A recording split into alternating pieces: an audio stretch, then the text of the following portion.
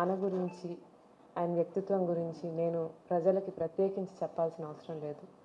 ఆయన ఎటువంటి మనిషి, ఆయన ఎంత నిజాయితీపరుడు, ఆయన ఎంత ఉన్నతమైన వ్యక్తిత్వం అనేది అందరికీ ముందుగానే తెలుసు. ఇలా ఈరోజు వచ్చి ఆయన గురించి ఈ సందర్భంలో మాట్లాడడానికి నాకు ఎంతో బాధగా ఉంది. మా నాన్న నేను దగ్గరగా చూసినప్పుడు ఆయన ఎన్నో అభివృద్ధి కార్యక్రమాలు చేశారు, ఎంతోమందికి సంక్షేమ కార్యక్రమాలు చేపట్టారు. కొన్ని వాటిల్లో పాల్పంచుకునే అదృష్టం నాకు కూడా దొరికింది. అప్పుడు ప్రతిసారి వాళ్ళకి ఏదైనా మంచి జరిగిందంటే మా నాన్న కళ్ళల్లో నేను చూసిన ఆనందం, ఆయన పొందినటువంటి ఆ సంతృప్తి, మన ప్రజలకి మంచి చేసుకోగలిగాము, వాళ్ళ కోసం మనం అండగా నిలబడగలిగాము, వాళ్ళకి ఏమన్నా లబ్ధి చేకూరాలి అని అంటే అది వాళ్ళకి చేర్చేంత వరకు ఆయన పడ్డ కష్టం నాకు ఈ రోజుటికి గుర్తుందండి. ఆయన స్వశక్తితో పైకి వచ్చినటువంటి వ్యక్తి, కార్యకర్తల కష్టాలు తెలుసు, ప్రజల కష్టాలు తెలుసు. కింద నుంచి పైకి వచ్చిన వ్యక్తితో మనకేంటంటే అండి, మనం చెప్పుకోగలేదు, మేము ఇక్కడి నుంచి వచ్చాం కాబట్టి మాకు ఇబ్బందులు ఉన్నాయి, మాకు ఈ కష్టాలు ఉన్నాయి, మాకు ఈ రకంగా ఏదన్నా మీరు చేయగలిగితే బాగుంటుంది అని ఆయన ముందుగానే వాళ్ళ గురించి తెలుసుకొని వాళ్ళకి ఏమేం పనులు కావాలో అవి చేసి వాళ్ళకి ఏ ప్రకారమైన ఇబ్బందులు రాకుండా, వాళ్ళ కష్టాలు రాకుండా చూసుకుంటారు. నాకు తెలిసినంత వరకు కింద నుంచి వచ్చిన నాయకుడు కాబట్టి ఆయనకు అది ఉంది. ఆయన జెడ్పీ చైర్మన్గా పనిచేశారండి.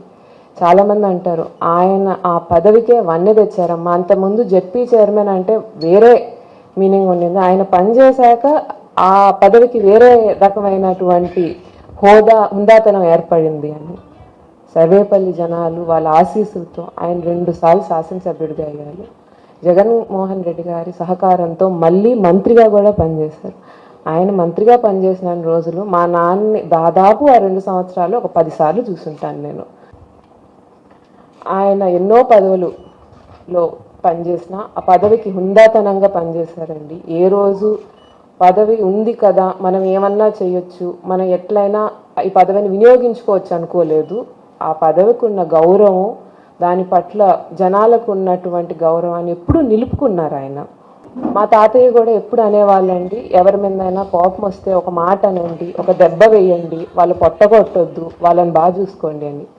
ఆయన పెంపకంలో పెరిగినటువంటి వ్యక్తి అవినీతి చేసే అవకాశం, ఎంతోమంది మా తాతయ్య కింద రాజకీయాలు నేర్చుకున్నారు, వాళ్ళెవ్వరూ కూడా అవినీతి చేసే అవకాశమే లేదని నేను గట్టిగా చెప్తాను.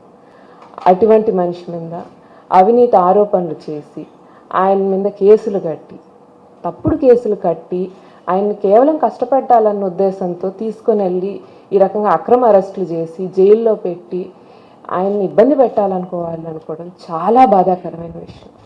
నా తండ్రనో ఇంకొకర్లనో అట్లా అని కాదు, కానీ ఇది జరిగి ఉండకూడదు. ఎందుకంటే మనం ఒక చట్టాన్ని, న్యాయాన్ని గౌరవించేటువంటి దేశంలో ఈ రకంగా అక్రమంగా ఆయన్ని అరెస్ట్ చేయడం అనేది నిజంగా చాలా బాధాకరమైన విషయం. అంటే ఈరోజు కాలచక్రం అనేది చాలా వేగంగా తొందరగా మారిపోతుందండి. ఈరోజు మాది కాకపోవచ్చు, రేపటి రోజు భగవంతుడు అనేవాడు ఉన్నాడు, ఆయన నేను చాలా నమ్ముతాను. ఆయన ఈరోజు మా పైన జరిగిన అన్యాయానికి ఆయన సమాధానం చెప్తారు. కోర్టులు ఇవన్నీ కింద కోర్టుల కంటే పైన ఆయన బలం ఎక్కువ నేను ఎప్పుడూ నమ్ముతానండి. ప్రజలు ఎవ్వరూ కూడా అసహనానికి గురి కావద్దు, అధైర్యపడద్దు. ఈ అడ్డంకులు లేకపోతే ఈ కేసులు అనేవి తాత్కాలికమైనవి. నాన్న మళ్ళీ కడిగిన ముత్యంలాగా అలాగే బయటకు వస్తారు.